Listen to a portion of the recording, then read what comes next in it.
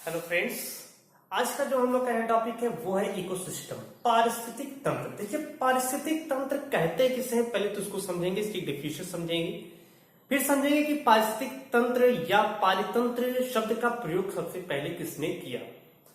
तो अगर पारिस्थितिकी की बात करें, इकोसिस्टम की बात करें, तो इकोसिस्टम जो होता है या पारितंत्र या पारिस्थितिक तंत्र जिसे कहते हैं, जैसे मान लेते कहीं पर कि किसी भी स्थान पर जो जैविक तथा अजैविक कारक होते हैं, बायोटिक और एबायोटिक कंपोनेंट्स, उनके बीच पारस्परिक अंतर क्रियाओं के अंतर संबंध को जो है इकोसिस्टम कहा जाता है। या इकोसिस्टम कह सकते हैं कि एक ऐसा तंत्र है, वे तंत्र जिसमें बायोटिक तथा एबायोटिक कंपोनेंट्स के मध्य पारस्परिक अंतर क्रियाएं होती रहती हैं, उसे हम इकोसिस्टम कहते हैं। जो इकोसिस्टम है, अगर इस शब्द का सबसे पहले प्रयोग की बात करें कि इकोसिस्टम वर्ड सबसे पहले प्रस्तुत किसने किया, तो जो इकोसिस्टम वर्ड है, वर्ड या टर्म जिसको कह सकते हैं, यूज्ड बाय, इसे जो सबसे पहले आर्थर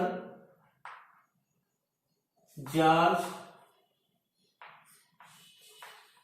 टैंसले, जिसे हम लोग जो एजी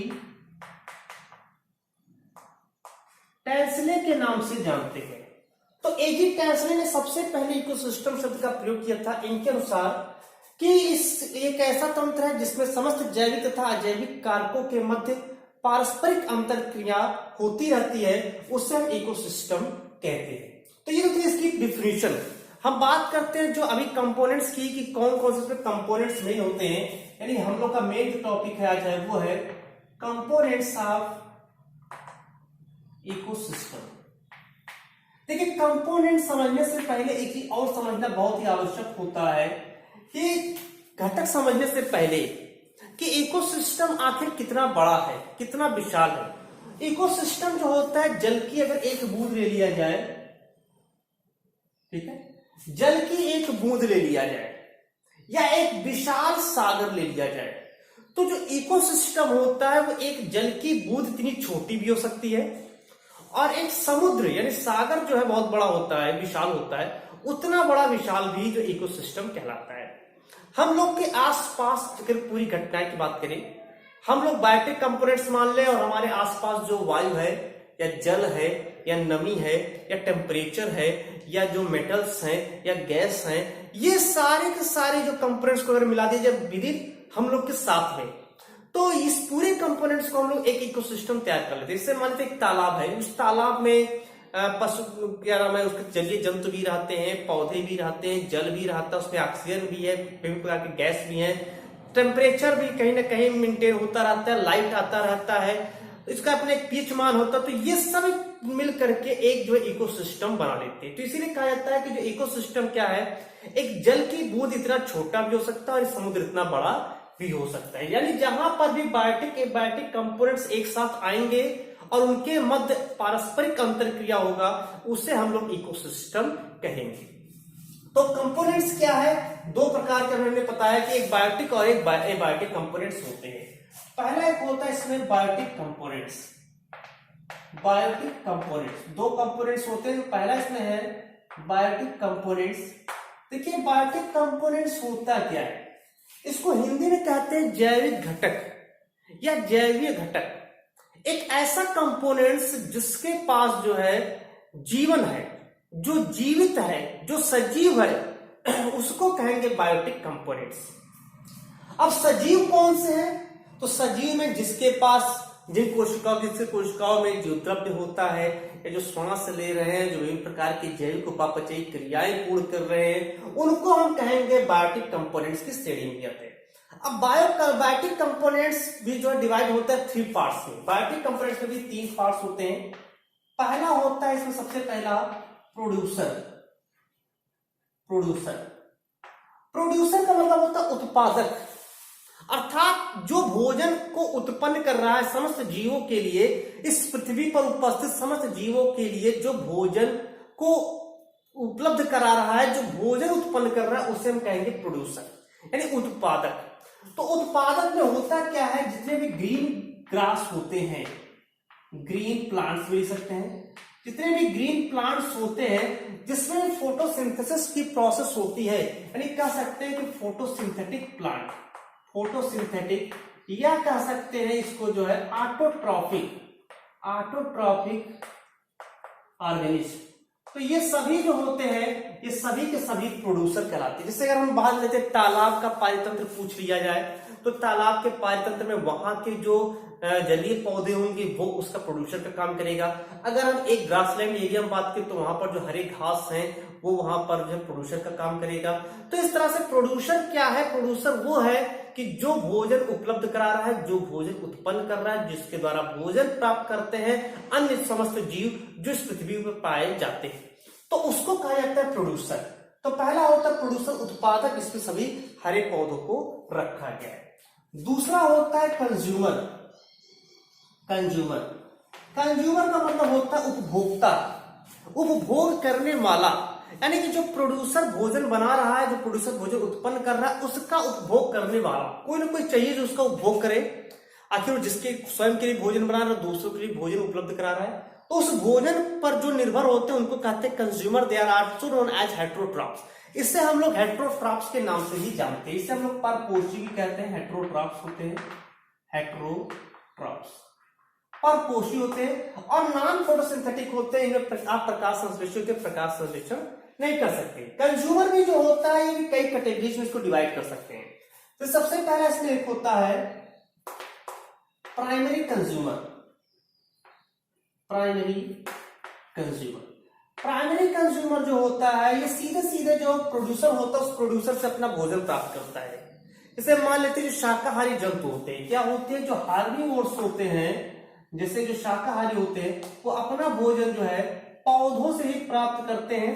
तो जो पौधों से प्राप्त कर रहे हैं तो उनको लोग शाकाहारी कहेंगे। शाक यानी शाक मतलब शाक सब्जी, शाक का जो भोजन कर रहे हैं, जो पौधों को अपने भोजन के रूप में ले रहे हैं, उन्हें हम हार्बीवोर्स कहते हैं। और वो जो होते हैं फर्स्ट ग्रेड ऑफ कंज्यूमर्स होते हैं। First grade of consumers, first line of consumers कर सकते हैं। Is also known as primary consumer. यानी ट्रॉपिक लेवल में अब यहां पर आ गया प्राइमरी कंज्यूमर, सेकंड लेवल पर आएगा, क्योंकि फर्स्ट लेवल पर तो प्रोड्यूसर आता है, सेकंड लेवल पर अगर ट्रॉपिक लेवल की बात करें तो ट्रॉपिक लेवल में सेकंड नंबर पर है प्राइमरी कंज्यूमर। अगर कंज्यूमर की बात करें तो कंज्यूमर फर्स्ट लेवल पर है, यानी कि फर्स्ट ऑर्डर पर है प्राइमरी कंज्यूमर, जो कि पौधों से अपना भोजन प्राप्त करता है। दूसरा होता है सेकेंडरी कंज्यूमर।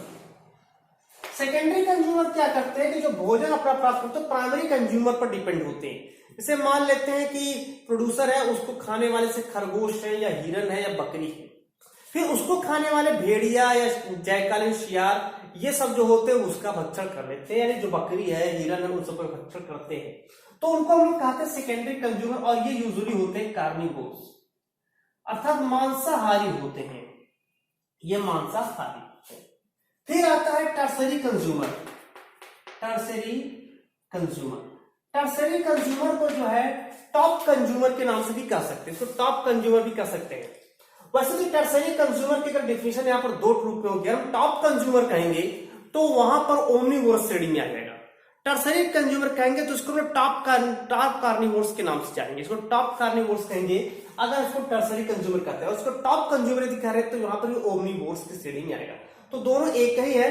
तो ये क्या करते हैं टर्सरी कंज्यूमर जो प्राइमरी और सेकेंडरी दोनों को मार कर खा लेते हैं। और इसके अलावा कुछ इसमें जो पौधों पर भी निर्भर, जैसे मनुष्य होता है वो पौधों से भी अपना भोजन प्राप्त करता है, तो उसको हम लोग कह सकते हैं ओमनीवोर्स, ओमनीवोर्स। लेकिन अगर हम लोग बात करें एक लायन की बात करें, जो शेर की बात करें, तो शेर जो होता है वो टॉप कार्निवोर्स की श्रेणी में आता है। वो जो है पेड़ पौधों को नहीं खाता है, तो वो टॉप कार्निवोर्स की श्रेणी में आता है। तो ये हमारा तीन जो है third grade of consumer, tertiary consumer और टॉप कंज्यूमर भी कहते हैं। तो primary consumer, secondary consumer and tertiary consumer होता है। तीसरा इसका जो होता है वो होता है डिकम्पोजर। डिकम्पोजर, अब जैसे मान लेते हैं कि प्रोड्यूसर है primary consumer, secondary consumer, tertiary consumer, इनकी डेथ हो जाए, इनकी मृत्यु हो जाए, तो अगर ये मृत्यु हो जाए, इनका कोई क्षरण न करने वाला है, इनके बॉडी को डिकम्पोज करने वाला कोई ना हो, तो धीरे धीरे क्या होगा, लाश का ढेर बन जाएगा। तो उसकी बॉडी को डिकम्पोज करने वाला, चाहे वो प्रोड्यूसर हो, चाहे प्राइमरी कंज्यूमर, चाहे सेकेंडरी कंज्यूमर, चाहे टर्सरी कंज्यूमर, सबकी बॉडी को डिकम्पोज, उसकी जो मृत बॉडी है उसको अपघटित करने वाला एक चाहिए, तो वो होता है डिकम्पोजर, जो कि क्या करता है, इन सभी के मृत शरीर को जो है डिकम्पोज करता है, अपघटित करने का काम करता है। और इसमें जो है आते हैं यूजुअली माइक्रोब्स जो होते हैं वो इस श्रेणी में आते हैं, डिकम्पोजर होते हैं, जो प्रोड्यूसर और कंज्यूमर की डेथ जो बॉडी है उस डेथ बॉडी को डिकम्पोज करते हैं, उसके कॉम्प्लेक्स जो कंपाउंड्स, उस कॉम्प्लेक्स कंपाउंड को सिंपल कंपाउंड से सिंपल मॉलिक्यूल्स में तोड़ देते हैं। दूसरा होता है, ये तो था पूरा बायोटिक कंपोनेंट्स, दूसरा होता है एबायोटिक कंपोनेंट्स। एबायोटिक कंपोनेंट्स अर्थात हमारे इस चारों तरफ, अपने चारों तरफ जो पाया जाने वाला अजैविक घटक है, यानी जिसमें जीवन नहीं है, वो सभी के सभी जो है वो एबायोटिक कंपोनेंट्स से अजैव घटक के रूप में आते हैं। अब एबायोटिक कंपोनेंट्स की भी कई श्रेणियां हैं, जैसे सबसे पहले एबायोटिक कंपोनेंट्स में क्लाइमेटिक कंपोनेंट्स, क्लाइमेटिक फैक्टर या क्लाइमेटिक कंपोनेंट्स। जैसे देखते होंगे कि जहां पर हम से खड़े हैं, अभी बहुत तेज हवा चले, सर्द हवा चले तो सर्दी लगेगी, गर्मी का समय है, गर्मी बहुत अगर मान लेते हवा चले तो लू लगेगी। तो कहीं ना कहीं टेम्परेचर आ रहा है जो जैविक घटक को इन्फेक्ट कर रहा है, या लाइट आ रहा है जो जैविक घटक को इन्फेक्ट कर रहा है, जैविक घटक को उसके बिना जो प्रकाश संश्लेषी जो पौधे होते हैं उसको भोजन नहीं बना सकते, तो कहीं ना कहीं ये प्रभावित कर रहा है, चाहे प्रोड्यूसर हो, चाहे कंज्यूमर हो या डिकम्पोजर हो, सबको प्रभावित करने का काम करता है क्लाइमेटिक फैक्टर। क्लाइमेटिक फैक्टर जिसे मान लेते हैं कि लाइट है, प्रकाश जो होता है, प्रकाश भी सभी जीवों के लिए आवश्यक घटक होता है, जितने भी जीव हैं सभी के लिए आवश्यक है। टेम्परेचर भी सभी के लिए आवश्यक है कि ऑप्टिमम टेम्परेचर होना चाहिए सभी के लिए, तो उस ऑप्टिमम टेम्परेचर में अपने आप को अनुकूलित कर सकते हैं। ह्यूमिडिटी भी आवश्यक होता है, ह्यूमिडिटी नमी भी आवश्यक होनी चाहिए, ह्यूमिडिटी नमी बनी रहनी चाहिए। इसके अलावा जो है वहां पर जो है विंड हो गया, जो वायु है वायु भी यहाँ पर जो उपस्थित होनी चाहिए। इसके अलावा वाटर वेपर हो गया, जो जल वाष्प है वो जल वाष्प भी यहाँ पर उपस्थित होना चाहिए, नमी जिसको कहेंगे, ये यहाँ पर जल वाष्प भी पाया जाना चाहिए। तो ये सभी कहीं ना कहीं, ये सभी कारक जो है निश्चित रूप से समस्त जैविक घटकों को प्रभावित करने का कार्य करता है। तो इसको हम लोग कहते हैं क्लाइमेटिक फैक्टर, जो इफेक्ट करता है या इफेक्ट डालता है प्रोड्यूसर एंड कंज्यूमर पर। सेकेंड होता है इनऑर्गेनिक कंपोनेंट्स, इनऑर्गेनिक कंपाउंड्स या कंपोनेंट्स या फैक्टर कंपोनेंट्स। अब जैसे विभिन्न प्रकार के एलिमेंट्स हो गए, एलिमेंट्स हो गए, जो तत्व होते हैं वो भी कहीं ना कहीं समस्त जीवों के लिए आवश्यक होता है। कुछ तत्वों की कमी से पौधे मुरझा जाते हैं, कुछ तत्वों की अधिकता से पौधे मुरझा जाते हैं, तो एलिमेंट सबसे आवश्यक होता है। इसके अलावा गैस, जो गैस होता है जैसे एटमॉस्फेरिक गैस होता है, बड़ा इंपॉर्टेंट होता है, ऑक्सीजन, CO2, N2, ये काफी इंपॉर्टेंट गैस होते हैं जो सभी समस्त जीवों के लिए आवश्यक होते हैं। तीसरा होता है ऑर्गेनिक कंपोनेंट्स या फैक्टर, ऑर्गेनिक कंपोनेंट्स या फैक्टर। जो ऑर्गेनिक कंपोनेंट्स होते हैं जैसे मान लेते कार्बोहाइड्रेट हो गया, सभी जीवों के लिए आवश्यक होता है, ऊर्जा का प्रमुख स्रोत होता है कार्बोहाइड्रेट।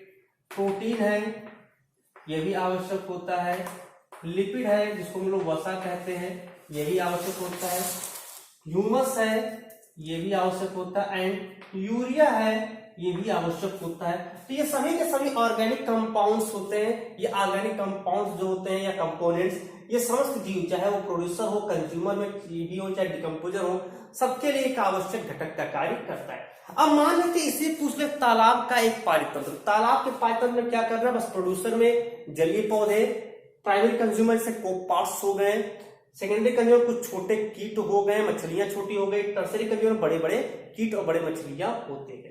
डिकम्पोजर में माइक्रोब्स ही आएगा, एबायोटिक कंपोनेंट में सारे फैक्टर आएंगे जो उस जलीय जीव जंतु को या जलीय जीवधारियों को प्रभावित करने का कार्य करता है। तो ये जो पूरा टॉपिक था ये था इकोसिस्टम। इकोसिस्टम शब्द का प्रयोग एरिक टैंसले ने किया था। इकोसिस्टम क्या है, जैविक और अजैविक घटकों के मध्य पारस्परिक अंतरक्रिया का एक संबंध होता है जिसके द्वारा समस्त जैविक घटक अजैविक घटकों को और जैविक घटक जैविक घटकों को प्रभावित करते हैं, अर्थात दोनों एक दूसरे को प्रभावित करते हैं। तो ये जो था टॉपिक, ये आज हम लोग का टॉपिक था इकोसिस्टम। धन्यवाद।